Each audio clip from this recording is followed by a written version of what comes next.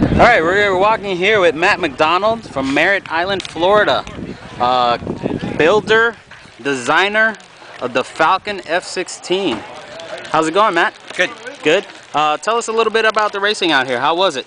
Well, it was pretty windy. Yeah? It's not something we've had anything at all like that for about 2 years was the last time I had wind like that for more than a day. So it was a little bit brutal for some of the people, but we had great wind. You know, we had wind, so can't complain too much. No complaints at all. No.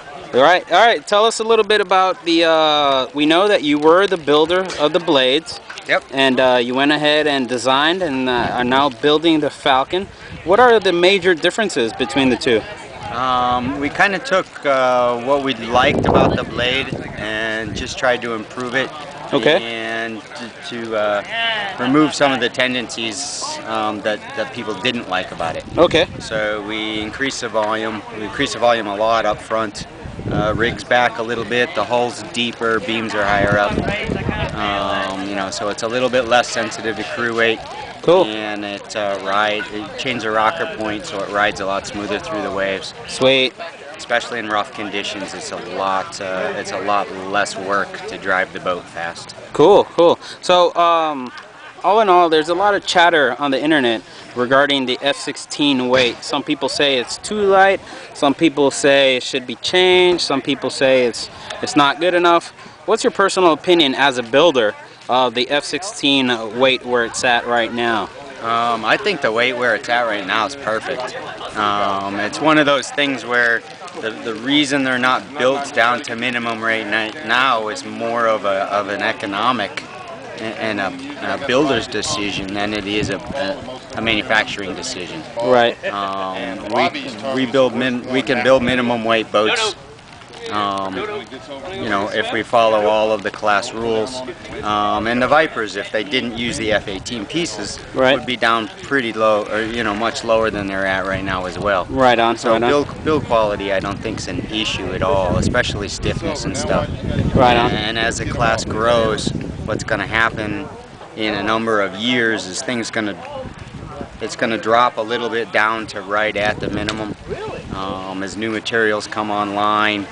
I think it would be a mistake if anybody tried to raise it. Right. I mean, that's one of the big selling features of the F-16. Right. It's not a baby F-18. Correct. It's an F-16. Correct. And it's well, compared to the F-18, it's a lot easier to move around, which makes husband, wife, father, daughter, father, son team. Exactly. It's a lot more appealing to that type of crowd. You think that's a correct statement? Exactly. I sail with my daughter, who's 12. My son's starting to race with me a little bit now. Right. We just can't do that on an F-18. No. It's too heavy. It's too much sail loads. It's not something we could do. We can go out with the F-16 and race, be competitive. And it is looking today. I mean, we had teams way up over 400 pounds. When the wind was up, they were really cranking. Yeah. And even in a light wind, they were not finishing horribly out of the realm. Exactly. So crew weight is not nearly as big a deal as it is with some of the older designs. Cool. Awesome.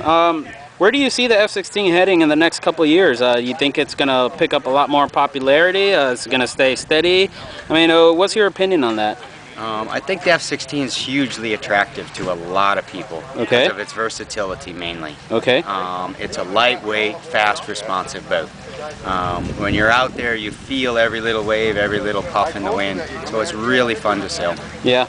You can go out single, you can go out two up, so that you got that versatility for racing and just for going out for fun. Right on. So I know in the U.S. F-16 class is grown more than any other in the last few years. Right. Just because of that, and there's a lot of people looking very closely at it. So, that's good.